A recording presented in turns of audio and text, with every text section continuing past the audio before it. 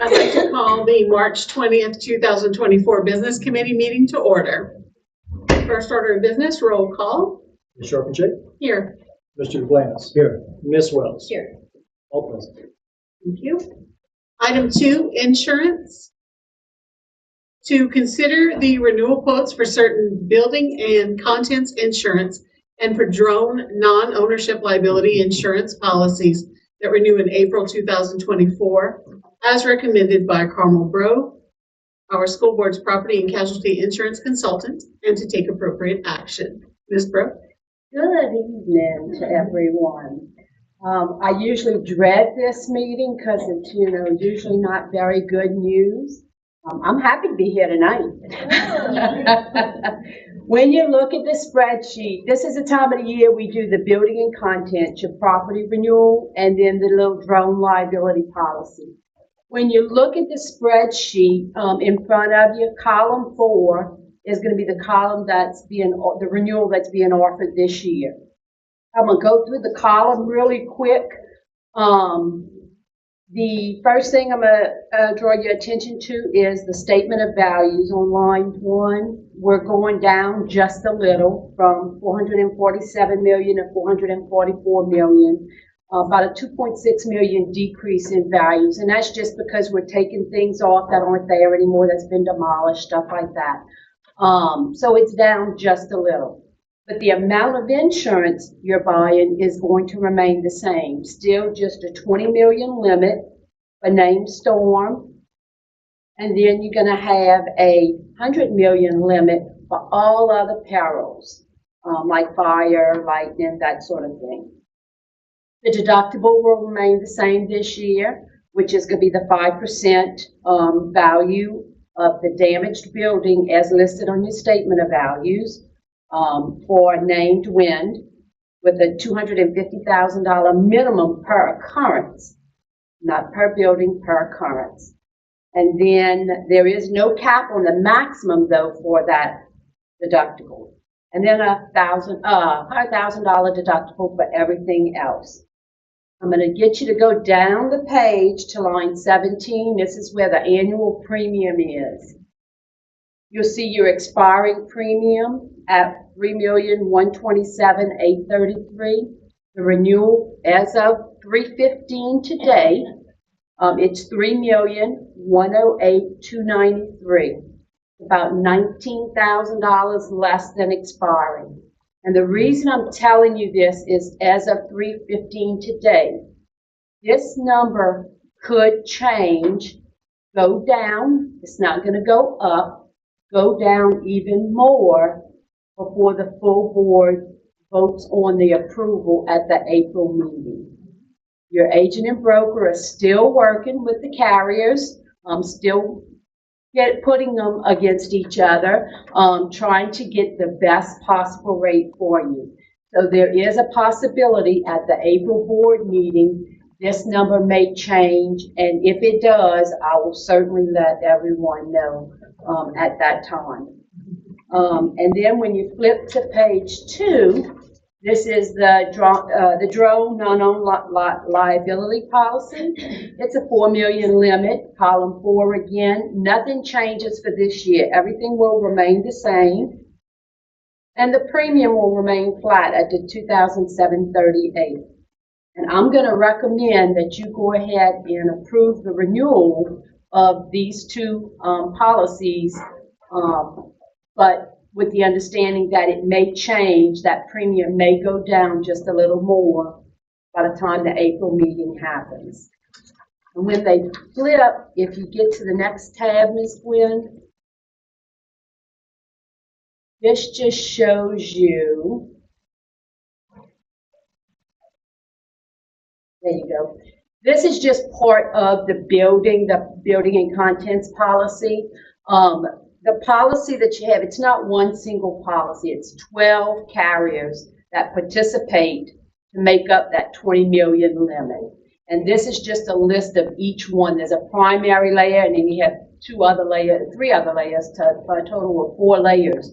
So you can see there's not just one insurance carrier willing to write the whole 20 million. They share in it. And this is just kind of a breakdown, gives you an idea of who the carriers are and what limit that they're willing to participate and the premiums for each of them. So I usually give you this every year just so that you can see who's actually writing the coverages for you. And I'll be happy to answer any questions. Thank you so much for that good news and for the description, because I don't think that I was really aware that there were so many carriers, and so it's really helpful to see the breakdown. Mm-hmm. Do we have any questions or comments from the audience? I'll take a motion to proceed. Ms. Wells, second by Mr. Duplantis. All right, now, any comments from the audience? Any discussion from the board? With no comments, we It doesn't can, include the drone. yes, yes, it does. Any other questions or comments? If not, let's vote. You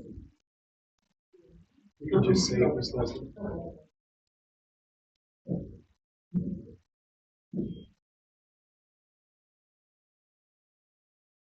Motion passes. Thank you. Thank you. Thank you. Moving on to item 3, finance. To award the lowest, most responsive and responsible bidder, Grand Isle Shipyard, for 57 limestone at $52.19 per ton and 610 crushed limestone at $49.50 per ton. We have Miss Fontana. Montana. Okay, good afternoon. We're going to take a minute to get used to your new name. Sorry about that. I was with Tobias for over 20 years, so thank you everybody for the time. Just requesting permission from the board to review the bids that we received for limestone and award the lowest, most responsive bidder, which is Grand Isle Shipyard, for both the crushed limestone and the 57. All right. Can I get a motion? Mr. Duplantis, second by Ms. Wells. Any comments from the public? Any discussion or comments from the board? Oh, Ms. I have Wells. a question. Yes, ma'am. The chillers, the replacements, what, any of That's the next That's the item. next one, yeah. We're on limestone right now. Any further comments or concerns? If not, let's vote.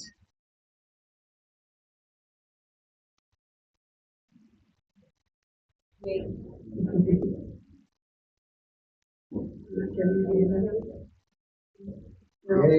Yeah. Ms. Moon, would you want me to just all go ahead and do it? Okay.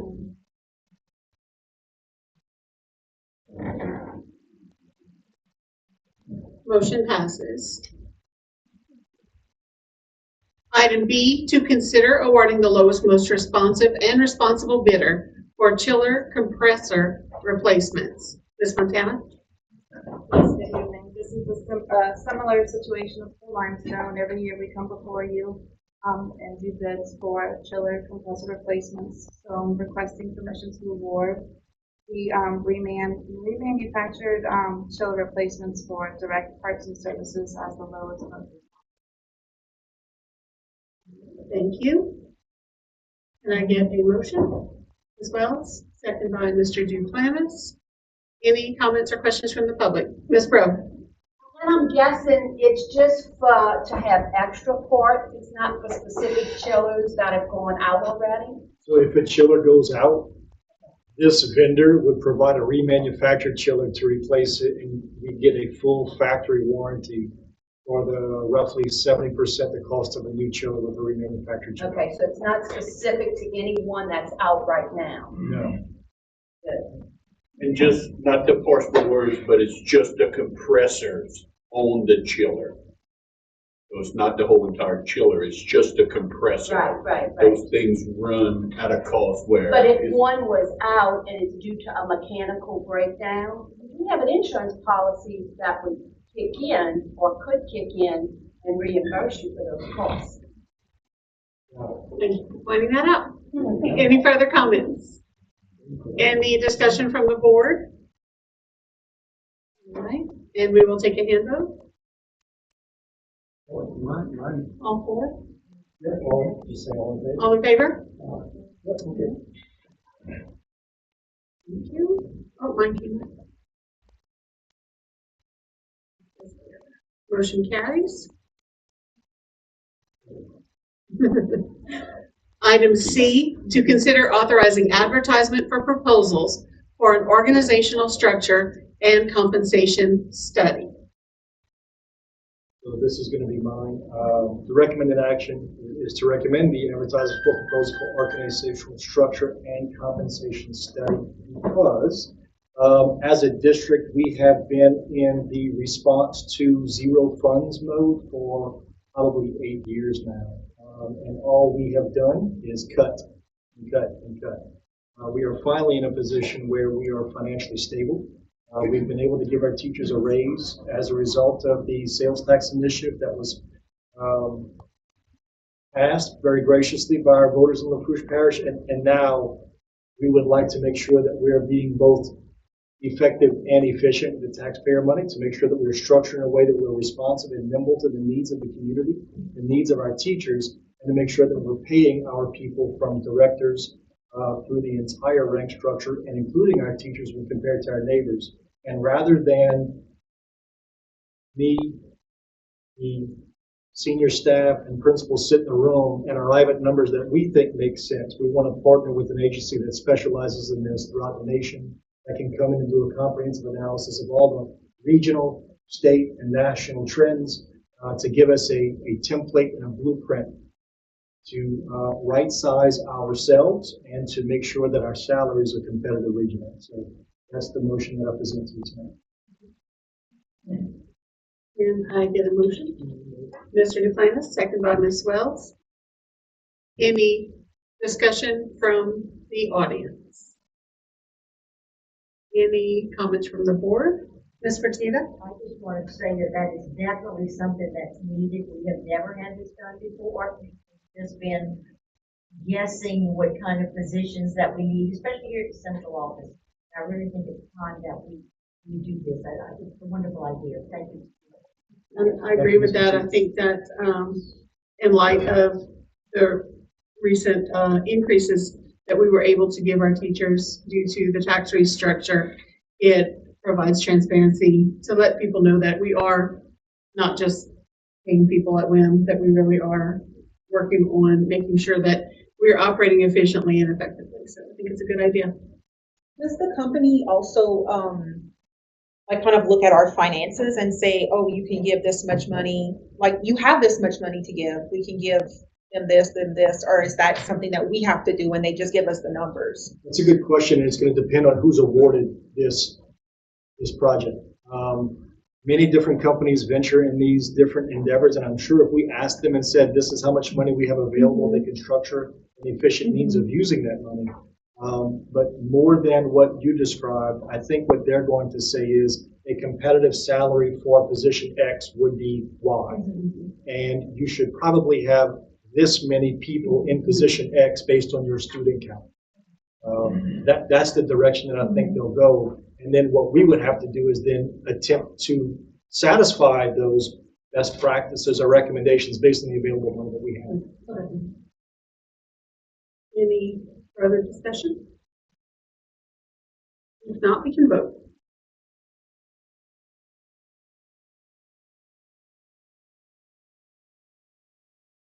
Motion carries. Item D, to receive the monthly budget to actual report for all major funds for the period through February 29th, 2024. Mr. Martin. Yes, ma'am.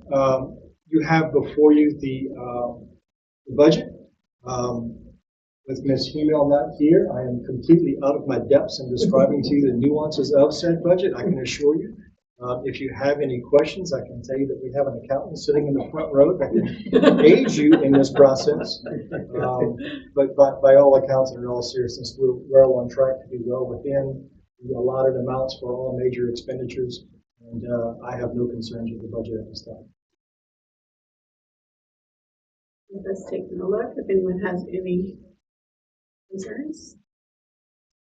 And if you look at the, Glenn, if you may want to pull up the stipend memo. It's a good synopsis of where we are. At 71% of revenue budget has been received for a total of $79,589,173. Expenditures 78%. Sales tax, salary redistrict fund revenue 54.9% of revenue budgeted. And we had a slight increase in cost of auditing services. Okay. All right, thank you. Moving on to item E, to receive a financial report on Hurricane Ida response and recovery to date. It is me again, unfortunately. The important takeaways here. That's a different spreadsheet. And that's a perfect breakdown. Hold on, let me get to it. The total amount expended and encumbered for Hurricane Ida is $112 million. Important to note that of that $112 million, around $70 million of that is pure buildings, right? So Ms. Carmel presented tonight a plan that's going to get us to having $20 million of insurance, which was the pre-Ida amount of insurance for a named storm that we carry. Once the PWs are complete on this storm, we may be required by FEMA to have more property insurance for our named storm. There is a lot of talk right now in the FEMA land that, again, 112 was total. That includes debris removal, mitigation, everything, but the building damage is $70 million. If we were to purchase $70 million worth of named storm coverage, Ms. Carmel's going to quit, and we may not be able to afford to carry it. I'm being jovial, but it really is a truly terrifying prospect, because right now FEMA is potentially saying that they will not cover the delta between what you're purchasing in 20 and the 70 million in what you should be purchasing. That's a $50 million gap in coverage, so that if we have a storm that causes, as an example, $50 million worth of real property damage, you would be on the hook for $30 million because you didn't what's called obtain and maintain enough insurance. Now, there is a lot of complications involving the state insurance commissioner and what's called an ICC waiver. But I tell you all of this just to lead you into the next few months. We'll be working very closely with FEMA, our insurance carriers, to arrive at a plan that's both fiscally responsible and FEMA compliant, because we want to remain both. Those are the two things we're attempting to do. But going back to these numbers, as staggering as they are, the total amount received from FEMA in February was $693,000, and that puts us at a total aggregate reimbursement of $46 million. So our All South team is doing a great job getting money back in to Lafourche Parish, and we're still making progress. A lot of words for a short memo. And there are still funds, to be. Still a tremendous amount of funds outstanding. These PWs will be coming in, thankfully, because this insurance scenario doesn't resolve until the last PW is finished, and I anticipate that could be at least 4 to 5 years from today. Thank you for that update. And now we can move on to item 4, transportation, to receive a report of the transportation events from the previous month. So I look behind me to see Josh snuck up behind me. I'll go ahead and read his report. He's at this same conference that this email was. Okay. I didn't know if he's checking for the meeting when I saw that. We have 13 vacant routes to the parish, 88 total contracted operators. That means that we really want to run about 100 bus operators. We're operating with 88. So when a bus driver says someone's out today, that really is someone on top of 13 that we start out every single morning. We have 4 vacancies in the north areas. Central has 7, and the South LaRouche community has 2, both in Golden Meadow. Good news is that we have CDL classes upcoming. We have 2 new drivers that have just been sent to HR that we hope to get on routes, and we have 8 candidates with 6 that already have permits ready to go. So he has hit the ground running on trying to get drivers into the seats of our buses, and that's his number 1, number 2, and number 3 priority. I have to say that I was at a truck stop in Galliano, and I saw flyers at the register that we were hiring for bus drivers. So Is that right? yes, I was really excited to see that. So yeah, he's definitely pursuing all avenues of trying to get people in the door. So that was really kind of nice. Good to stuff. see. All right, thank you. And with no further business, that concludes our business committee meeting.